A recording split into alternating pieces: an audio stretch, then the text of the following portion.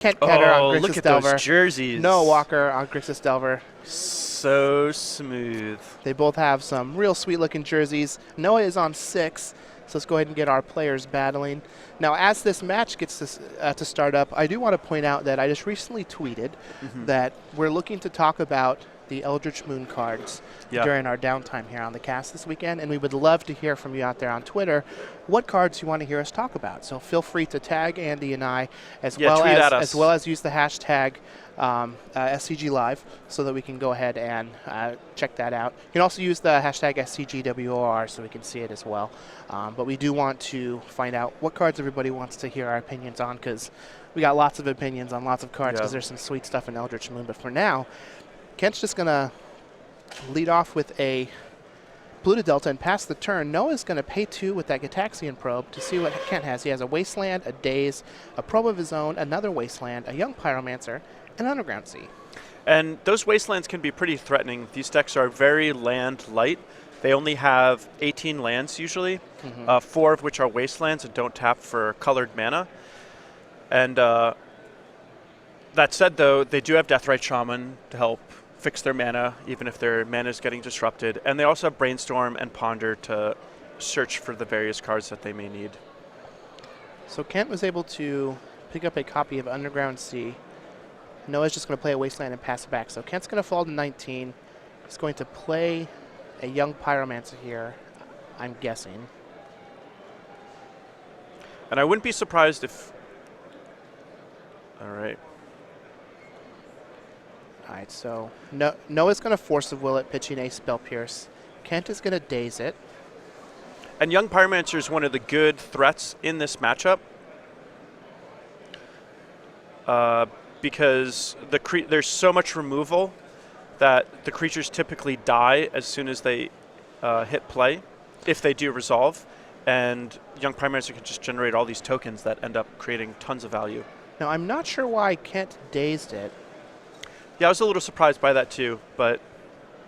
Well, he probably thought that he could play his Wasteland after the daze and actually waste Noah's Waste. But he had already played his land for the turn, so that's not a possibility.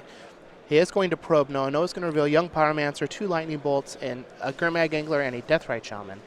So Noah's hand is stacked. He just doesn't have any mana available.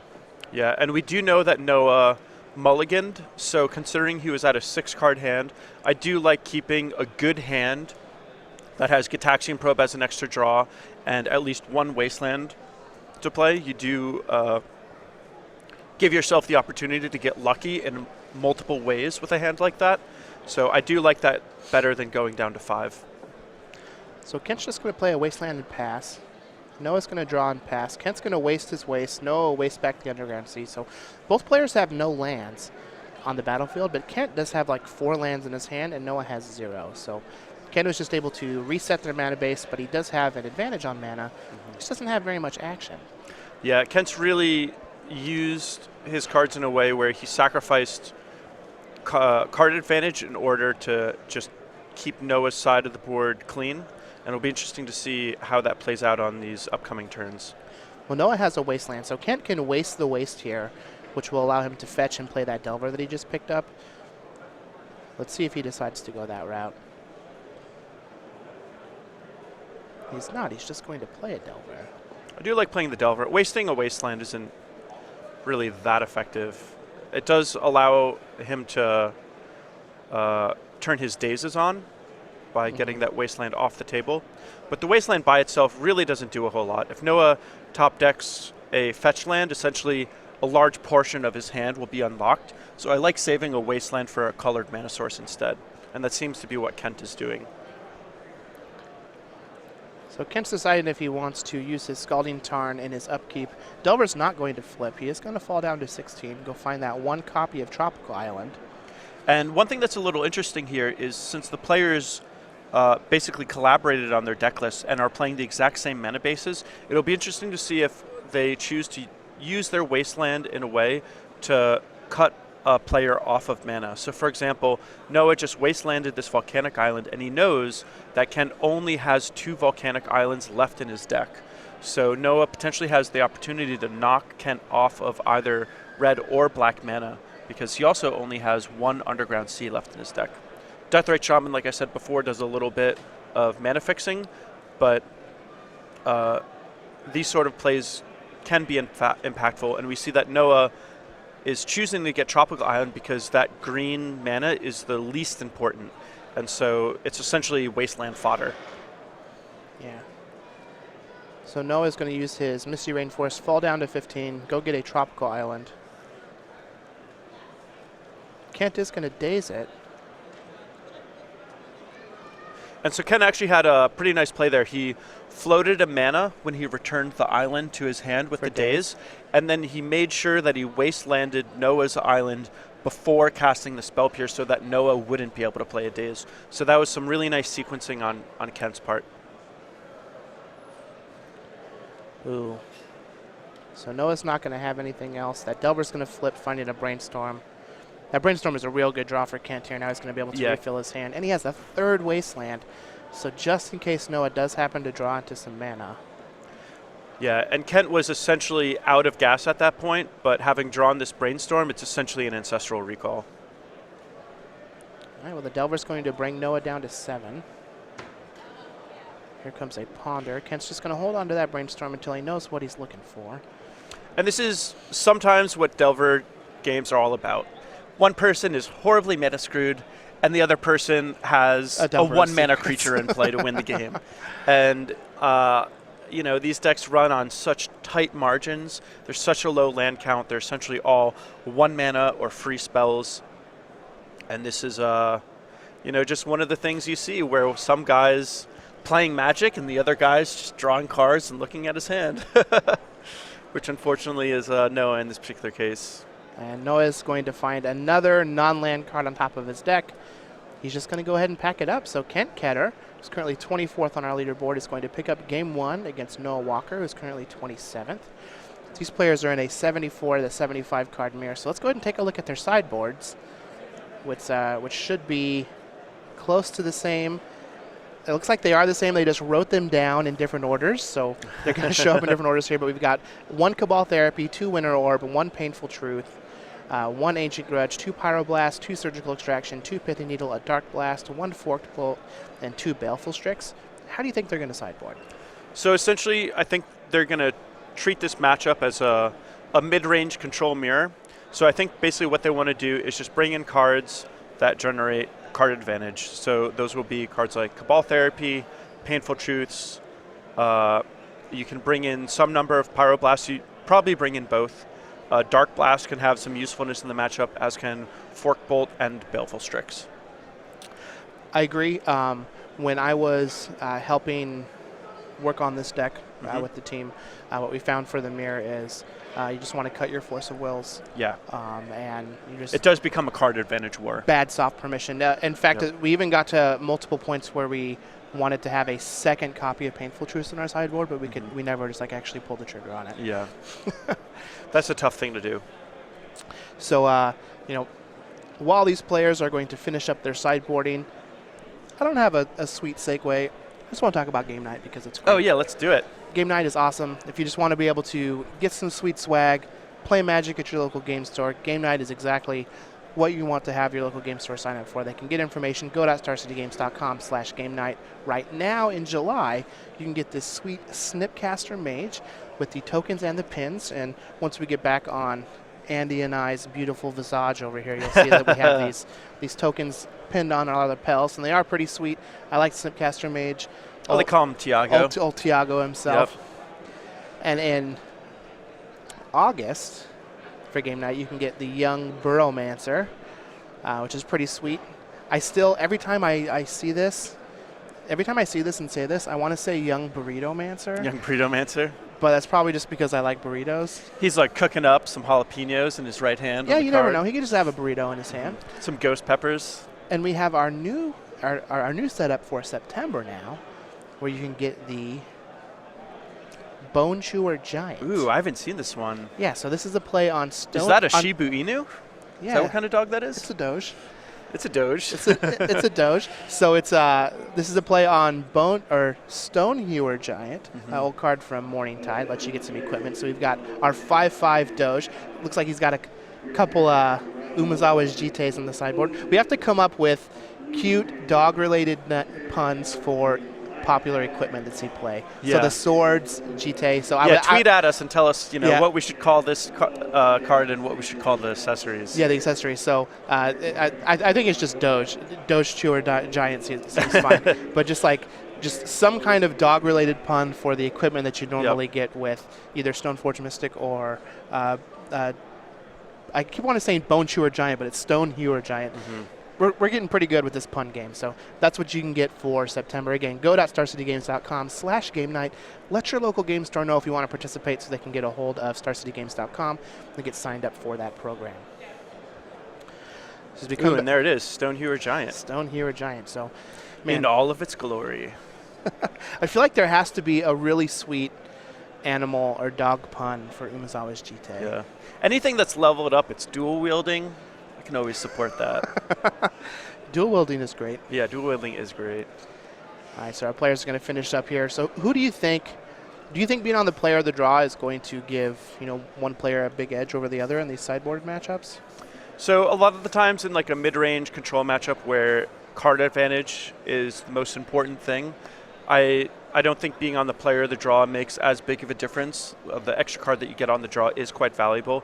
The nature of the Grixis Delver matchup, though, because there's so much permission, because of the way that Wasteland works and Days work, I think that being on the play is a pretty big advantage, even though this will predominantly come down to card advantage. The thing is a lot of your cards are just more effective on the play, and some of your cards, like Days, may not actually be worth a whole card when you're on the draw. A lot of people will try to trim their Dazes when they're on the draw. So depending on how things line up, it can be a huge advantage to be on the play. Yeah, I think that a lot of these post-board games come down to just like jockeying who can have the first Gurmag Angler and who can control the opposing Young Pyromancers. Yeah. Because Angler's a trump in the matchup, but Pyromancer is a trump against Angler. So something like Dark Blast has the potential to just take over everything your opponent's trying to do. Yeah. Well, Young Pyromancer is the one card that can really set you ahead on card advantage. Essentially, almost everything in the deck is a 1-for-1. You've got a few 2-for-1s, but a Young Pyromancer, depending on how the game plays out, can be like a 10-for-1.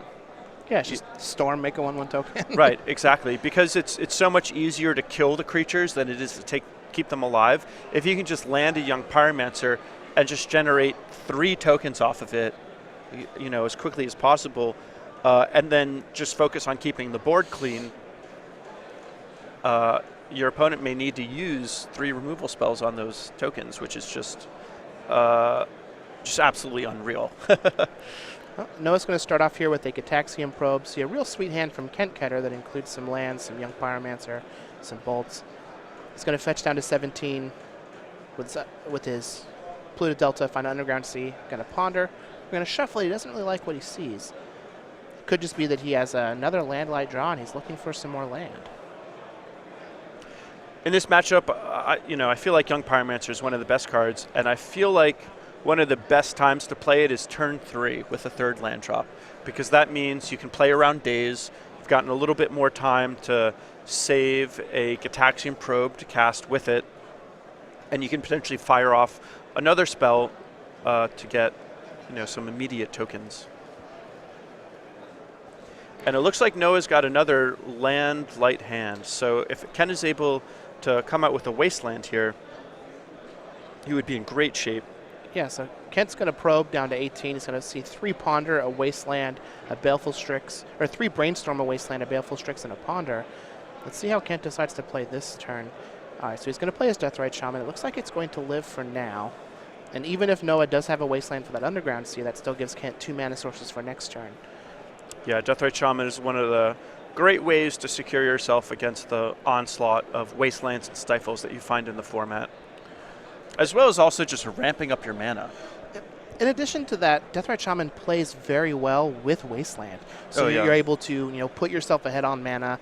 You can utilize the lands that you're destroying in the Wasteland itself that you're putting into your graveyard, and it gives you, a lot of those devastating sequences that you see out of something like the old Jund decks in Legacy, or even Shardless Sultai, where you just get to go like turn 1 Deathrite, turn 2 waste you him, and then your opponent's just like, what's happening? Yeah. You can certainly see that Noah's a little frustrated. He's just like looking around. He's got his hand on his face. He's like, why can't I draw more mana? Please.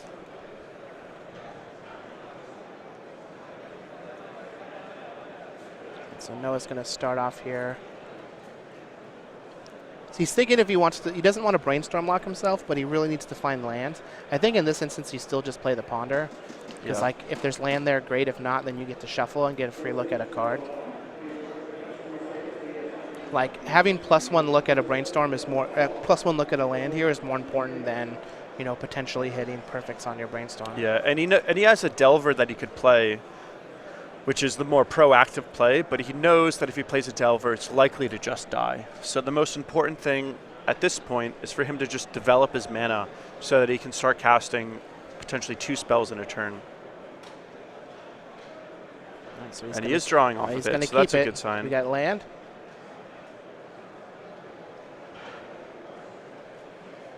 Yeah, it's like he had a fetch, so he's going to use his Wasteland, take care of the Underground Sea. Going to pass the turn back to Kent. And Kent has a bunch of his cards upside down in his hand, which is Do you know why? really putting me on tilt.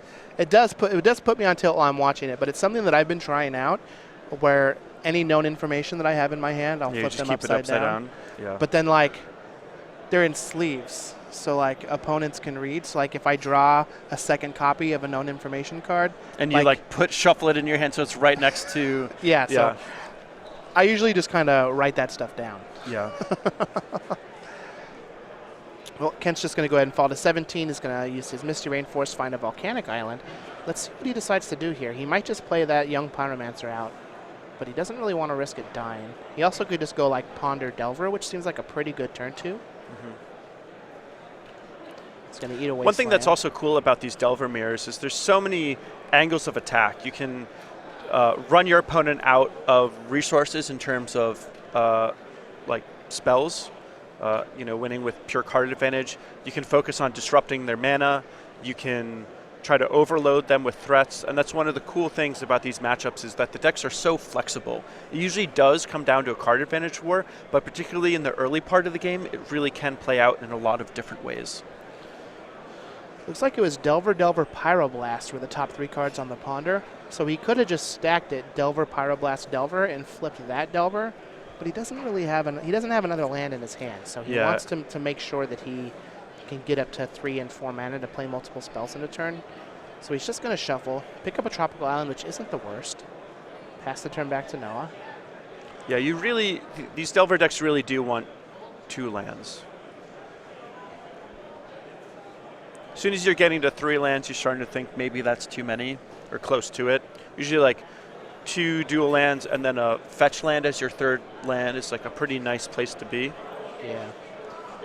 So the contention point here for Noah is that he knows that Kent has 2 copies of Lightning Bolt in his hand, so he has to kind of sequence his threats to not be super vulnerable to those Lightning Bolts. Yeah. Like, they're going to be able to kill things, but he still wants to try and come out on the end of the exchanges. Yep. And normally Noah would like to just fire off a removal spell on this Delver to help protect your life total, or kill the Deathrite Shaman to lock Kent out of some mana. But the thing that Noah most wants to do is just secure a mana base. This is almost like when you're looking at a game like StarCraft or some other RTS game. It's like your raw resources to essentially build the rest of your strategy off of is your mana base. All right, well, Noah's just going to use a Wasteland on that volcanic island. Kent's Delver is not going to flip, so it does look like he picked up another land. And Tropical Island does seem to be the disposable dual land in the matchup. It's the best one to lead off of if you don't have any other lands or are worried about a Wasteland. So he's just going to eat the Wasteland out of Noah's graveyard, use his Tropical Island to play a Baleful Strix. He's going to draw a card. He's going to put a good defender on the battlefield. pass the turn back to Noah. And Kent is in a very good position. A lot of that has to do with the fact that he was able to just have access to more mana this game. Yeah, that Deathrite Shaman has given him, +3 mana at this point. Yep. Noah has to do a lot to catch up. And unfortunately, there's no big card that really catches him up. It's not like Noah is going to run into a situation where he's able to play a Pyroclasm, for example. That kind of card just does not exist in this deck. There's Forked Bolt, which is kind of close, and Dark Blast can do a fair amount of work, although it is a little on the slow side. So generally speaking, you really don't want to fall behind in this matchup because it is hard to catch up. Yeah. I mean, the Delver decks in general are just all about snowballing small advantages. Yeah, and just coming out ahead. In this situation, though, Noah has reached that point where he has 2 lands out to Kent's 1, so that is the way that he may be able to catch up, just by having access to more mana. He is going to fall to 15, fetching out a Volcanic Island. He's going to use his Underground Sea to play Ponder, but we're going to shuffle those 3 away. He's very likely just looking for some kind of removal spell. Shaking his head, looks like he hasn't found one. He's just going to play a Delver. Got to use your mana. That Delver's not getting any better sitting in his hand, that's for sure. Yeah. Kent's Lightning Bolts are going to have to go somewhere. Oh, and a Wasteland. He is going to miss a flip on that Delver, but finding another Wasteland is pretty huge. Yeah, I think he's fine missing the flip in exchange for getting a Wasteland. He knows that Noah's been having trouble this game with his mana.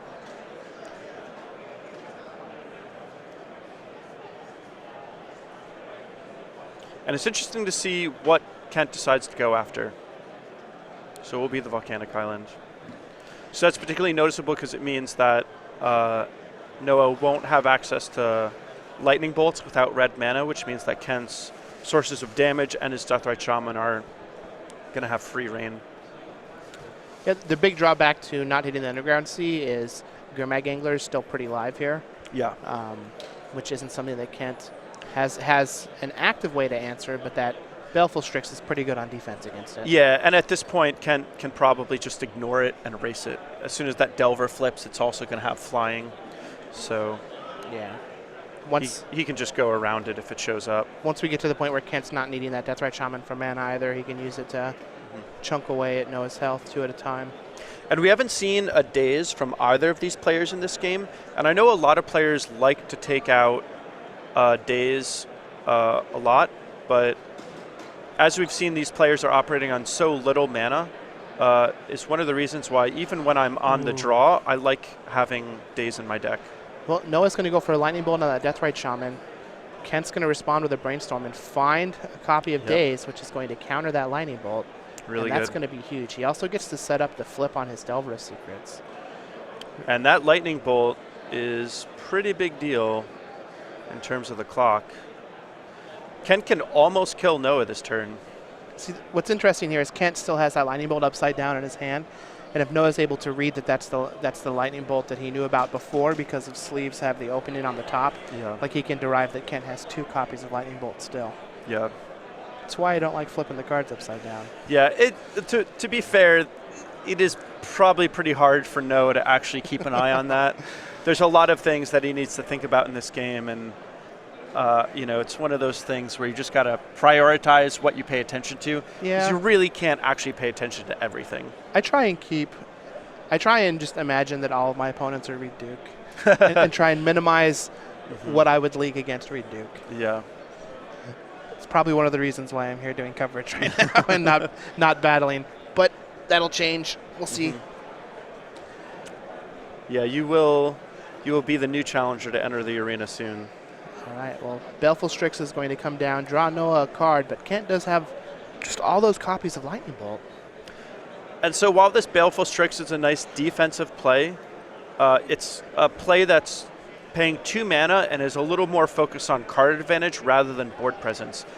Noah probably would have preferred to actually just play 2 spells this turn rather than, or I should say 2 defensive spells this turn that each cost 1 mana, rather than play the more card advantage focused Baleful Strix here. Yeah. Well, Kent's going to try and Lightning Bolt that Baleful Strix, utilizing the Deathrite Shaman. No's going to fall to 7 to fetch out a Volcanic Island. Let's see what he's going to go with. Looks like he's going to Pyroblast the Delver's Secrets.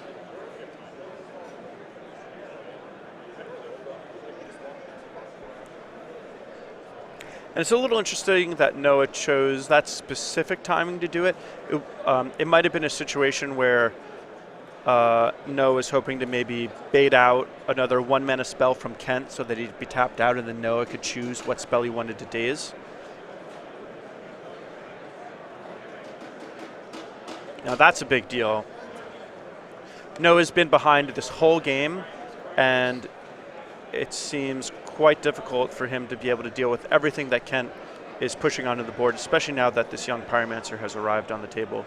Yeah, well, Kent has a Pyromancer now. If Noah goes like Pyromancer, Lightning Bolt, a Forked Bolt would be really nice. A Forked Bolt would be Forked good Bolt too. to kill the Strix and the Pyromancer would be great. Well, here's a Probe. He's not going to like what he sees. Yeah.